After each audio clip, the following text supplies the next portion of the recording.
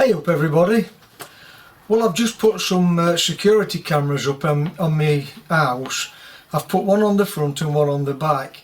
I'm not doing a video of me fitting them because there's plenty of videos out there, and I'll put a link to an excellent one for the brand of camera that I'm fitting. So if you want to know the fitting instructions, I'll direct you to that. But these cameras, they say they're IP65 or 64, is it, waterproof.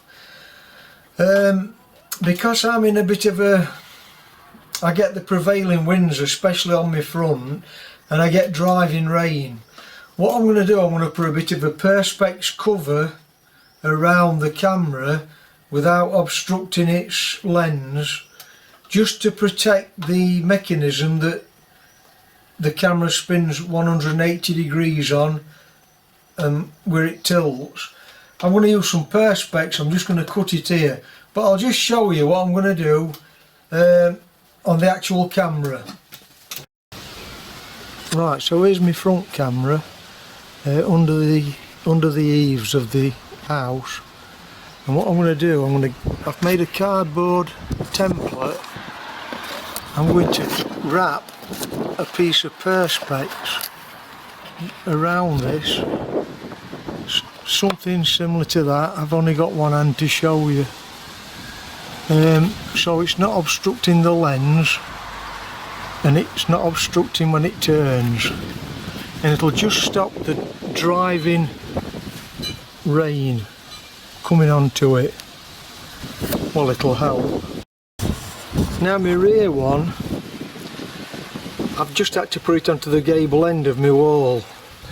I have got a PRI detector for my light here, well, for my lights, and I've put it underneath that so it's not obstructing that detector. But I did put a cover over my detector when I fitted this, and it's been fitted 7 or 8 years now and it's never failed because I've got it covered. But with my camera now being lower, I'm still going to get a chance of the rain driving into it because it's not quite under this. It's covering it that way but not coming in at an angle. So same again with this one. I've got my cardboard aided design. I'm going to wrap a piece of Perspex around that and fasten it to the wall and cut it so it's not affecting the line of sight of my light detector. It's just to protect this mechanism here, really. I think I might be being pedantic, but you know, it's going to help. I'm over in my woodworking shed. I've got my 1960s Burgess bandsaw set up to cut this Perspex. So, but just before I do that, I'll just quickly tell you about these cameras. It's not a review, it's not a tutorial, there's plenty of them already out there. It's a Tapo W500 camera. I got this as a pack of 2 on an offer from a chain store called Argos in UK. They were just over £65 for a pack of 2, so I didn't think that were bad, you know, roughly £30 just over for each camera. And the actual fitting side is dead simple, really. You just screw it to wherever you're screwing it to, and then you've got 3 metre of cable for the power supply to a socket. So that's the main thing you've got to watch out for. You've got to get your power cable, you've got to get the camera near a power socket, unless you want to add extra cable to it, so that'll be another operation.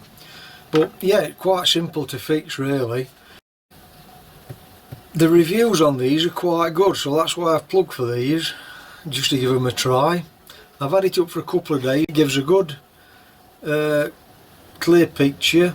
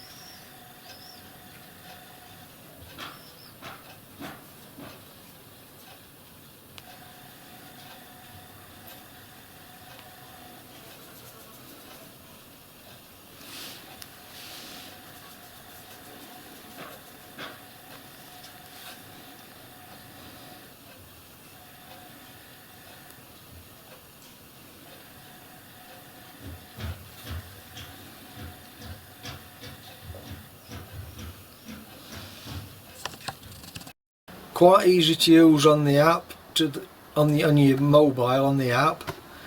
And what I'll do, I'll put a link up to a really good YouTubing video showing you how to set your app up on your phone. So if you're like me, not technologically minded, I find it difficult with things like that, but this chap on YouTube did a really good tutorial on setting the app up. Now a lot of the other videos I saw on fitting the camera and getting it up and running, they sort of glossed over that side of the app, but this chap goes into every what's the word, every setting on the app to show you how to set it up on your mobile. So why am I putting this Perspex around these cameras that's already IP65 rated? Well, I've got some light PIR detectors up, and I was finding those detectors were only lasting maybe a year, and then the weather would just get into them. But since I've had my plastic cover over my detector, that's been up for 9 years now, and I've never had no trouble at all.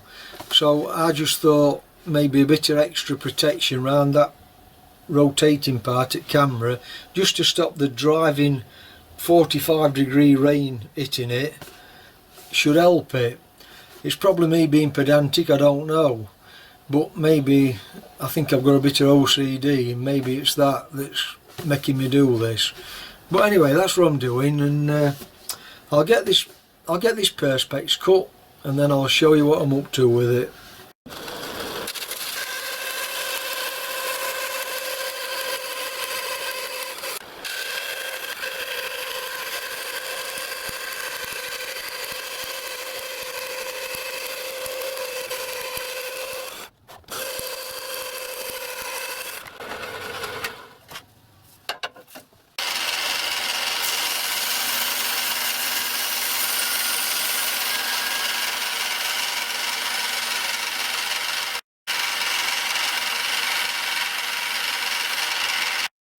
This Perspex I'm using, it's just a few offcuts I had from when I did my lathe project for the guards. They're a little bit scratched in places, these, but it don't matter because it's up in eaves at house, you know, it don't really matter. So I'm just going to bend this plastic then exactly like I did on my lathe project. I'll put a link to that for a bit more detail if you want to see that.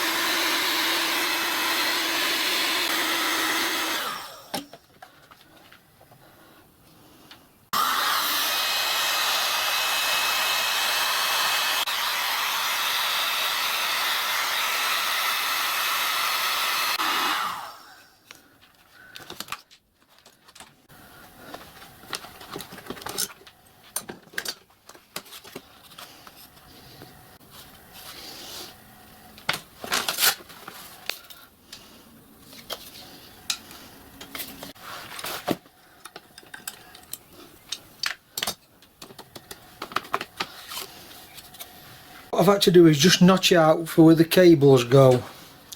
I've just used a fine-toothed hacksaw to cut that cable cut out. Same on the rear one. I've got to bend this yet.